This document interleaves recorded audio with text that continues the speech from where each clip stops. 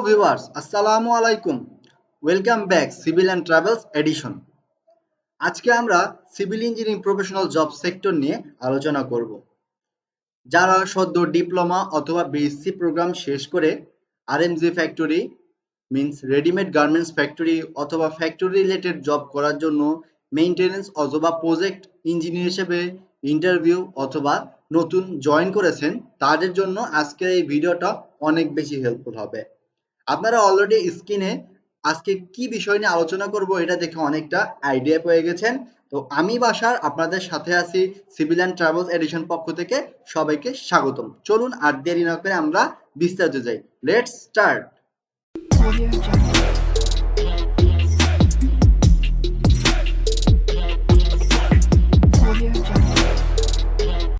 আপনি যখন as a maintenance engineer অথবা প্রজেক্ট ইঞ্জিনিয়ার হিসেবে নতুন কোনো আরএমজি ফ্যাক্টরি অথবা কোনো বড় ধরনের ফ্যাক্টরিতে জয়েন করবেন, সেক্ষেত্রে আপনার কিন্তু কিছু ওয়ার্ক প্রসিডিউর অথবা কিছু আপনাকে প্রসিডিউর ফলো করতে হবে, যেগুলো আপনার ওয়ার্ক রেসপন্সিবিলিটির মধ্যেই পড়তেছে।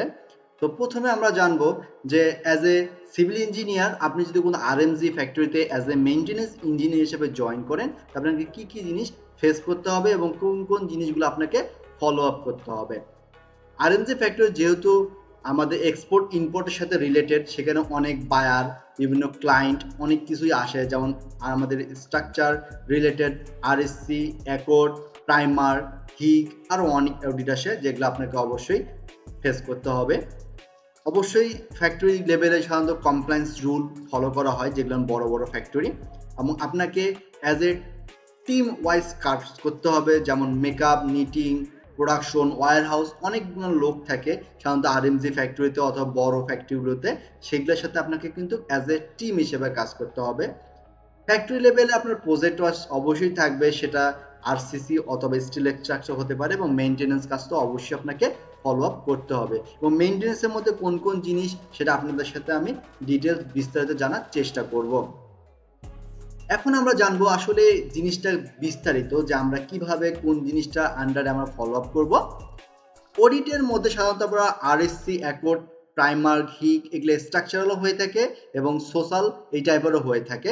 তাছাড়া অনেক বায়ার আছে, সেটা ফ্যাক্টরি ওয়াইজ ডিপেন্ড করে সেটা ভিন্ন হতে পারে। এবং এনভায়রনমেন্টাল অডিট এবং সোশ্যাল অডিটের মধ্যে কিছু ডকুমেন্টস এবং কিছু মেইনটেনেন্স শিডিউলও আমাদেরকে ফলো করতে হয়। কমপ্লায়েন্স রুলের মধ্যে আমাদের যেহেতু এখানে 4000, 5000 অথবা অনেক বড় ফ্যাক্টরিদের থেকেও বেশি সংখ্যক ওয়ার্কার যারা কাজ করে থাকে, তো প্রত্যেকটা ওয়ার্কারকে আমাদের সেফটি ইনশিওর করতে হয়, যার কোনো কমপ্লায়েন্স প্রত্যেকটা বড় বড় ফ্যাক্টরিতে বিদ্যমান থাকে।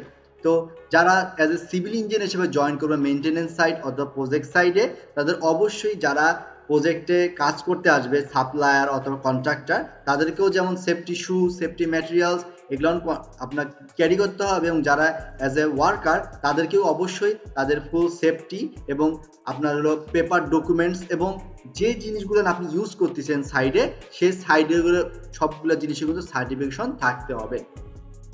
আপনাকে as a work as a team, আমি আগে বলেছি, সেটা আপনাকে অবশ্যই অ্যাডমিনিস্ট্রেশন, সিকিউরিটি, আপনার টপ ম্যানেজমেন্ট থেকে এবং বটম ম্যানেজমেন্ট সবার সাথে কমিউনিকেশন রাখতে হবে। তাছাড়াও বিভিন্ন সেক্টর থাকে, যেমন আরএমজি ফ্যাক্টরিগুলোতে যেমন নিটিং থাকে, ওয়্যার হাউস থাকে, স্টোর থাকে, আপনার অ্যাডমিনিস্ট্রেশন ভাগ থাকে, সেগুলোর সাথে আপনাকে কিন্তু ওয়েল কমিউনিকেশন করেই কাজ করতে হবে। আরএমজি ফ্যাক্টরিতে একটা ডিসঅ্যাডভান্টেজ আছে, সেটা হলো আপনাকে কিন্তু at a time maintenance, project এবং আর্জেন্সি আপনার কিছু সাপোর্টও দিতে হবে। তো আপনাকে ওইরকম ক্যাপাবল হতে হবে সবগুলো কাজ করার জন্য। আর সবচেয়ে বড় মেইনটেনেন্স সাইটটা ইঞ্জিনিয়ার হিসেবে অনেক বড়। অ্যাজ এ সিভিল ইঞ্জিনিয়ার হিসেবে আপনাকে মেইনটেনেন্স সাইটটা যেমন ফায়ার ডোর, স্যানিটারি, ম্যাসন, কার্পেন্টার, আপনি যদি বড় ফ্যাক্টরি হয়ে থাকে আপনাকে এপক্সি মেইনটেইন করতে হবে। আর আপনাদের সাথে ফায়ার ডোর এবং এপক্সি নিয়ে আমি সামনে আরো বেশি বিস্তারিত ভিডিও করব। তো ভিউয়ার্স, আজকের ভিডিওটা এই পর্যন্তই।